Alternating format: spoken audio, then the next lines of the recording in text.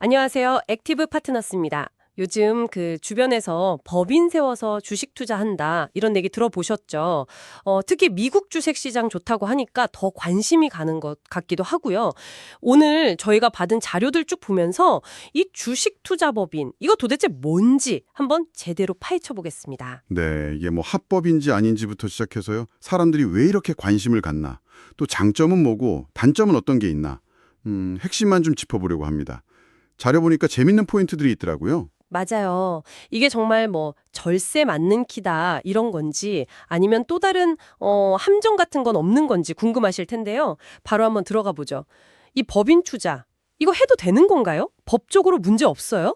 네. 결론부터 말씀드리면 법인 통해서 주식 투자하는 거 이거 합법입니다. 불법 아니에요. 통계청 산업분류에도 보면 기타 금융투자업이라고 딱 명시도 있고요. 그리고 소규모 투자는 금융당국 허가 없이도 괜찮습니다. 뭐 새로운 방식은 아닌데 최근에 유독 좀 주목을 받는 거죠. 아, 예전에는 그러니까 뭐 제조업이나 이런 데서 남는 돈으로 좀 하고 그랬는데 요즘은 아예 그냥 처음부터 딱 주식 투자만 하려고 법인을 만든다 이런 거죠. 세법상으로도 괜찮다는 말씀이시고요? 네, 맞습니다. 그럼 도대체 왜 이렇게까지 하는 걸까요? 이유가 있겠죠. 가장 큰 이유는 역시 세금입니다. 세금 부담. 아시다시피 개인은 소득이 막 늘면 종합소득세율이 뭐 거의 50% 가까이 가잖아요. 거기다 건강보험료 부담도 크고요. 특히 그 금융소득 있잖아요. 배당 같은 거. 그게 연 2천만 원 넘어가면 금융소득 종합과세 대상이 되고 또 건보료까지 추가로 딱 붙으니까 이게 부담이 상당하죠. 아, 그 건보료. 네네. 그게 진짜 크죠. 근데 법인은 다른 거군요. 그렇죠. 법인은 이제 개인하고는 다른 인격체로 보니까요. 개인 소득이랑 합산이 안 돼요. 그래서 보통은 더 낮은 법인세율, 지금은 9%부터 시작하죠. 이걸 적용받는 거고요. 그리고 또 중요한 게 법인이 받은 배당금에는 건강보험료가 안 붙는다는 거. 이게 아주 매력적인 거죠. 아하, 건보료가 안 붙는다. 이게 핵심이네요, 진짜. 네. 근데 여기서 잠깐 2025년 세법 개정안 때문에 좀 이슈가 있었어요. 배당 수입이 주된 법인은 성실 신고 확인 대상이 돼서 세율이 19%로 확 오르는 거 아니냐 이런 걱정이 있었거든요. 근데 최근에 나온 해석을 보면 기타 금융투자업, 그러니까 딱 주식 투자만 하는 법인은 여기서 제외된다 이렇게 나왔습니다. 아, 다행이네요. 그럼 여전히 9% 적용이 가능하다. 이 말씀이시군요. 네, 그렇습니다. 일단은요. 알겠습니다. 그럼 좀 더 구체적으로 어떤 투자할 때 이 법인이 유리한지 한번 따져볼까요? 자료에 네 가지 경우가 있던데 네. 첫 번째, 국내 주식 사고 팔 때 차익. 이건 어떤가요? 국내 주식 매매 차익만 보고 법인을 만든다? 이건 뭐 거의 실익이 없다고 봐야죠. 왜요? 왜냐면 대주주 있잖아요. 종목당 지분율 엄청 높거나 뭐 50억 이상 갖고 있거나 이런 경우가 아니면 개인은 양도소득세가 아예 없거든요. 비과세예요. 아, 맞다. 개인은 비과세였죠, 참. 오케이. 그럼 두 번째, 국내 주식에서 받는 배당금. 이건 좀 다르겠네요? 네, 여기서부터는 효과가 있습니다.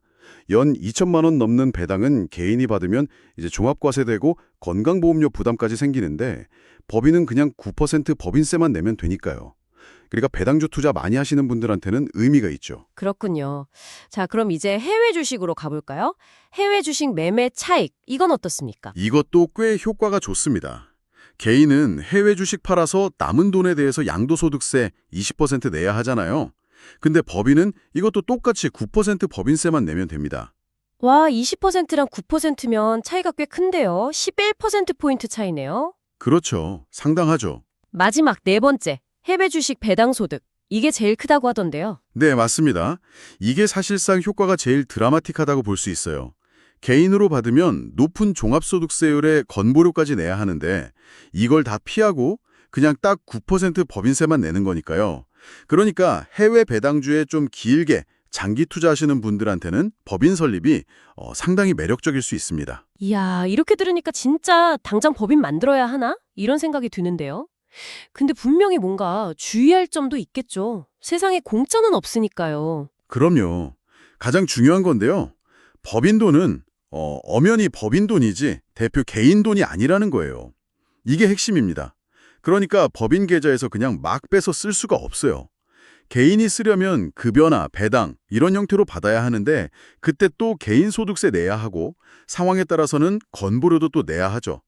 결국 번 돈을 바로바로 일출해서 써야 된다. 이러면 사실 절세 효과는 거의 없다고 봐야 합니다. 아, 법인의 돈을 좀 묶어둘 수 있을 때 계속 재투자할 때 의미가 커진다. 이 말이군요. 네, 정확합니다. 또 다른 단점은 없나요? 규모의 문제도 있어요. 개인 소득이 뭐 아주 높지 않거나 투자 규모나 받는 배당금이 연간 한 2, 3천만 원 정도로 그렇게 크지 않다면요. 법인 만들고 유지하는 데 드는 비용 있잖아요. 뭐 세무사한테 기장 맡기는 비용 같은 거.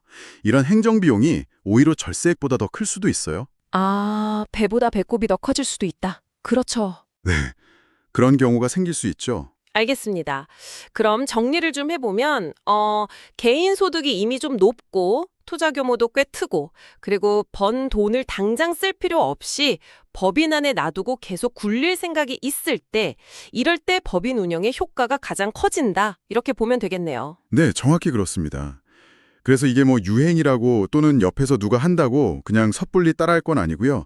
당신의 현재 소득 수준, 자산 규모, 또 투자 성향이나 자금 운용 계획 같은 걸 다 종합적으로 아주 신중하게 고려해서 결정해야 하는 문제입니다. 자, 그럼 마지막으로 이 질문을 당신께 한번 던져보겠습니다. 당신에게는 지금 당장의 현금 흐름을 만드는 것이 더 중요하신가요? 아니면 세후 수익률을 최대한 높여서 장기적으로 자산을 불려나가는 게 더 중요하신가요? 아마 이 질문에 대한 답이 법인을 설립할지 말지를 결정하는 데 아주 중요한 기준이 될 수 있을 겁니다. 액티브 파트너스였습니다. 감사합니다.